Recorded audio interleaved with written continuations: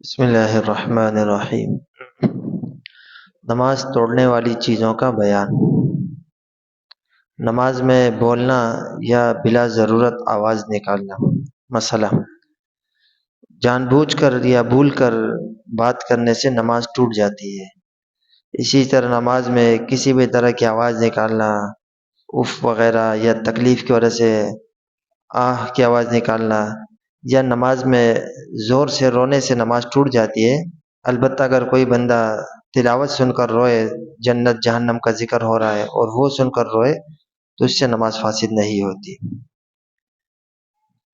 بلا ضرورت کھنکارنے اور گلا صاف کرنے سے جب اس دوران ایک آدھ حرف بھی نکل جائے گلے سے تو نماز ٹوٹ جاتی ہے۔ البتہ ضرورت اور مجبوری کے وقت کھنکارنے سے نماز نہیں ٹوٹتی۔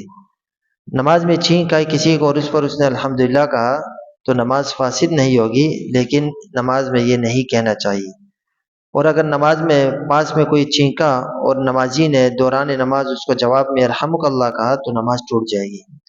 اسی طرح کسی کے سلام کا جواب دیتے ہوئے وعلیکم السلام کہا تو نماز ٹوٹ جائے گی۔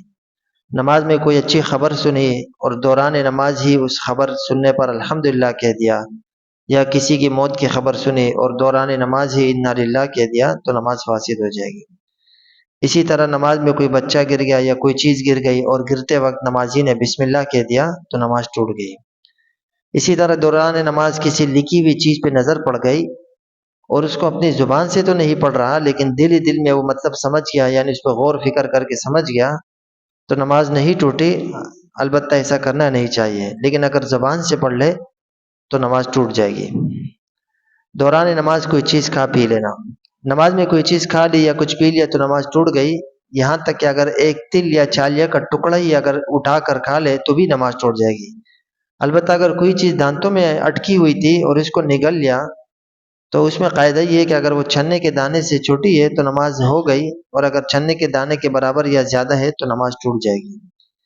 اسی طرح کسی نے منہ میں پان دبایا ہوا ہے اور اس کی پیک حلق میں چلی جاتی ہے تو نماز ٹوٹ جاتی ہے۔ اسی طرح کسی نے کوئی میٹھی چیز کھائی اور پھر کھلی کر کے نماز پڑھنے لگا لیکن منہ میں اس کا ذائقہ باقی ہے اور تھوک کے ساتھ حلق میں ذائقہ جا رہا ہے تو اس سے نماز نہیں ٹوٹتی۔